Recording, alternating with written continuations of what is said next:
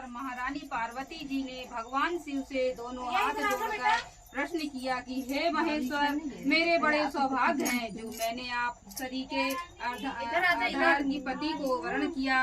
क्या मैं जान सकती हूँ कि मैंने यह कौन सा पुण्य अर्जन किया है? आप अंतर्मयी हैं, मुझ दासी को वर्णन करके बताने की कृपा करें। महारानी पार्वती जी को ऐसी प्रार्थना सुनने पर शिवजी बोले, वरन तुमने अति उत्तम पुण्य का संग्रह किया था जिससे मुझे प्राप्त किया है। यह अति गुप्त व्रत है, पर तुम पर प्रकट करता हूँ। यह है कि भाद्रपद मास के शुक्ल पक्ष के तीज का व्रत हरितालिका व्रत के नाम से प्रसिद्ध है। यह व्रत जैसे तारागणों में चंद्रमा, नवग्रहों में सूर्य, वर्णों में ब्राह्मण, देवताओं में गंगा, पुराणों में महाभारत, वेदों में सोम, इंद्रियों में मन, ऐसा यह व्रत श्रेष्ठ है। जो तीज हस्त नक्षत्र युक्त पड़े वह और भी महान पुण्यदायक होती है। ऐसा सुनकर पार्वती जी ने कहा, हे महेश्वर, मैंने कब और कैसे यह तीजा व्रत किया था, विस्तार के साथ श्रवण करने की इच्छा है। इतना सुन भगवान शंकर बोले कि भगवान उमा भारतवर्ष के उत्तर में हिमालय श्रेष्ठ पर्वत है, उसके राजा का नाम हिमांचल है। वहाँ तुम भागवती रानी मैना से पैदा हुई थी। तुमने बाल्यकाल से ही मेरी आराधना करना आरंभ कर दिया था। वृद्धा उम्र बढ़ने पर तुमने हिमालय की दुर्गम गुफाओं में जाकर सहेली सहित मुझे पाने हेतु तप आरंभ किया। तुमने ग्रीष्म ऋतु में बाहर चट्टानों पर आसन लगाकर तप किया। वर्षा ऋतु में बाहर पानी में तप किया। हिम ऋतु में पानी में खड़े होकर मेरे ध्यान में संलग्न रही। इस प्रकार 6 ऋतुओं में तपस्या करने पर भी जब मेरे दर्शन न मिले तब तुमने उधर्वमुख होकर केवल वायु सेवन किया। फिर वृक्षों के सूखे पत्ते खाकर इस शरीर को छीर्ण किया। ऐसी तपस्या में लीन देखकर महाराजा हिमांचल को अति चिंता हुई और तुम्हारे विवाह हेतु चिंता करने लगे। इसी सुअवसर पर महर्षि देव ऋषि नारद जी उपस्थित होते भय राजा ने अति हर्ष के साथ नारद जी का स्वागत किया, पूजन किया और उपस्थित होने का कारण जानने के इच्छुक होते भय नारद जी ने कहा, राजन, मुझे भगवान विष्णु ने भेजा है।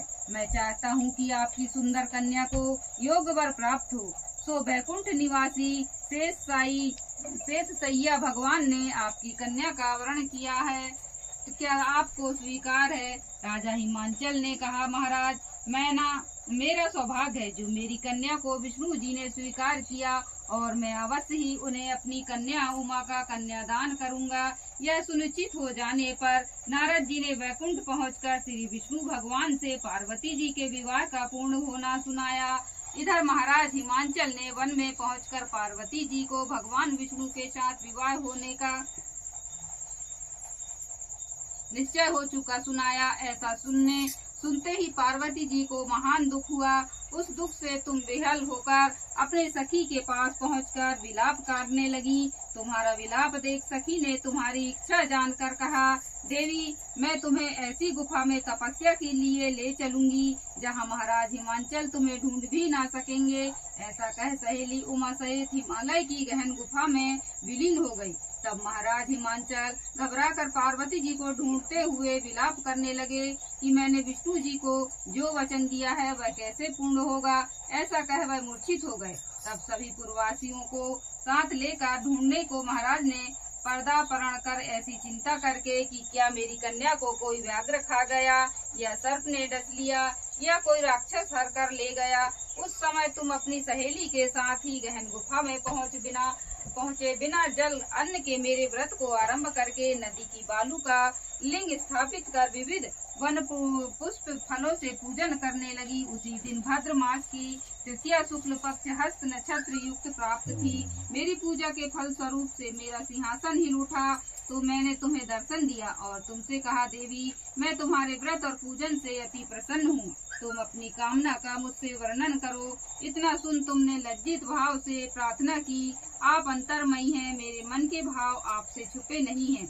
आपको पति रूप में चाहती हूँ। इतना सुनकर मैं तुम्हें एवमस्तु इच्छित पूर्ण वरदान देकर अंतर्ध्यान हो गया। इसके बाद तुम्हारे पिता हिमांचल मंत्रियों सहित ढूंढते ढूंढते नदी तट पर मारे शोक के मूर्छित होकर गिर पड़े।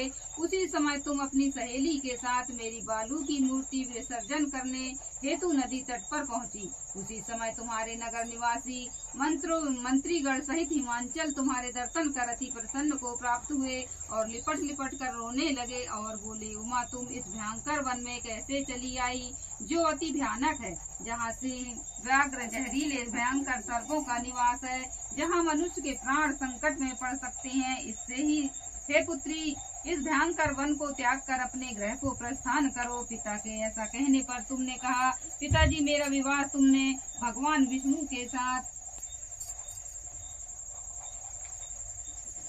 स्वीकार कर लिया है, इसलिए मैं इसी वन में रहकर अपने प्राण विसर्जन करूंगी। ऐसा सुनकर महाराज हिमांचल अति दुखी हुए और बोले, प्यारी पुत्री तुम शोक मत करो, मैं तुम्हारा विवाह कदापि भगवान विष्णु के साथ नहीं करूंगा और तुम्हारा अभिशिष्ट वर जो तुम्हें प्राप्त है उन्हीं सदाशिव के साथ तुम्हारा विवाह करूंगा। पुत्री तुम मेरे पर अति प्रसन्न हो। तब सहेली के साथ नगर में उपस्थित होकर अपनी माता सहेलियों से मिलती भई। कुछ समय बाद शुभ मुहूर्त में तुम्हारा विवाह वेद विधि के साथ महाराज हिमांचल व महारानी मैना ने मेरे साथ कर पूर्ण अर्जन किया। हे सौभाग्यशालिनी, जिस सहेली ने तुमसे हरण का हिमालय की गुफा में रख मेरा तीज व्रत किया, इसी से उस व्रत का नाम हरितालिका पड़ा और यह व्रत सब व्रतों का वन राजा है हुआ। इस पर माता पार्वती ने कहा, प्रभु आपने मेरे मिलने की सुखद कथा सुनाकर मुझे प्रसन्न तो किया, पर इस व्रत के करने का विधान व फल मुझे नहीं सुनाया, इसलिए कृपा करके मुझे इसके करने की विधि व पृथक पृथक फल भी सुनाइए। इतना सुन के भगवान शिव ने कहा, प्रिय मैं इस व्रतराज का संविधान फल सुना रहा हूँ। यह व्रत सौभाग्यवती नारी व पति चाहने वाली कन्याओं को करना चाहिए। यह व्रत भद्र पद के शुक्ल पक्ष की द्वितीय के शाम को आरंभ कर तीज का व्रत धारण करें। यह व्रत निराहार, बिना फल आहार और निर्जला रहकर करना चाहिए। भगवान शिव पार्वती की प्रतिमा सुवर्ण की स्थापित करके केले, पुष्प आदि के खंभे स्थापित करके रेशमी वस्त्र के चंदोवा तान कर बंधनवार लगा शिव का बालू का लिंग स्थापित करके पूजन, वैदिक मंत्र स्तुति गान, वाद्य भैरी संग मृदंग झांझर आदि से रात्रि जागरण करना चाहिए और भगवान शिव का पूजन करने के बाद फल फूल पकवान लड्डू मेवा मिष्ठान तरह तरह के भोग की सामग्री समर्पण कर फिर ब्राह्मणों को द्रव्य अन्न वस्त्र अपात्र आदि का दान श्रद्धा युक्त देना चाहिए। भगवान शिव को प्रति वस्तु को सिद्ध पंचाक्षरी मंत्र से ओम नमः शिवाय कहकर समर्पित करना चाहिए। प्रार्थना करते समय अपनी कामना इच्छा को भगवान के सामने प्रेरित करें, फिर पार्वती जी से आगे लिखी प्रार्थना करें।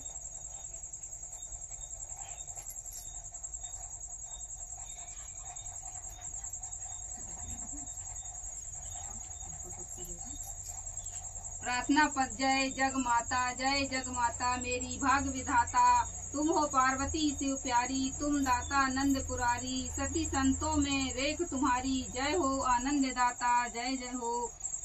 इच्छित वर मैं तुमसे पाओ, भूल चूक हो दुख न सताओ, भाव भक्ति को तुमसे पाओ, कर दो पूजन पूरन दाता, जय हो जग माता। प्रार्थना के बाद पुष्प को दोनों हाथों में लेकर पुष्पांजलि समर्पण करें। फिर चतुर्थी के शिवलिंग की किसी नदी या तालाब में विसर्जन करें। फिर 3 ब्राह्मणों को भोजन करा के दक्षिणा दें। इस प्रकार यह व्रत पूर्ण करने से नारी सौभाग्यवती होती है और धन व पुत्र पोत्रों से सुखी जीवन व्यतीत करती है। कन्याओं को व्रत करने से कुलीन विद्वान धनवान वर प्राप्त होने का सौभाग्य प्राप्त होता है। हे देवी, जो सौभाग्यवती नारी इस व्रत को नहीं धारण करती वह बार बार वैधव्य व पुत्र शोक को प्राप्त होती है। जो नारी तृतीया के दिन व्रत चोरी से अन्न खाती है वह सूर्य की जन्म पाती है। जो फल खाती है वह बंदरिया की योनि प्राप्त करती है। जो जल पीती है वह जोग का जन्म लेती है। जो दूध पीती है वह सर्पणी का जन्म ग्रहण करती है। जो नारी मांस खाती है वह बाघिन होती है। जो दही खाती है वह बिल्ली का जन्म पाती है। जो मिठाई खाती है वह चींटी के जन्म को धारण करती है। जो सब चीजों को खाती है मक्खी का जन्म लेती है। जो उस दिन सोती है वह अजगरी योनि उन्हीं को प्राप्त करती है। हे उमा, जो इस व्रत को श्रद्धा विधि से धारण करती है वह मुझसा पति प्राप्त करती है। वह दूसरे जन्म में तुम्हारे समान स्वरूपवान से हो करके इस संसार में उत्तम उत्तम सुख भोग को प्राप्त होती है। इस प्रकार के करने के बाद नारियां शिवलोकवासी होती हैं। बोलो शंकर भगवान की जय। जय। बोल शंकर भगवान की जय। उमापति महादेव की जय। हेलो हेलो हेलो पढ़ लो कंडा कंडा ओ बेटा दिया कंडा बेटा कंडा दो ना मम्मी यहाँ डाल।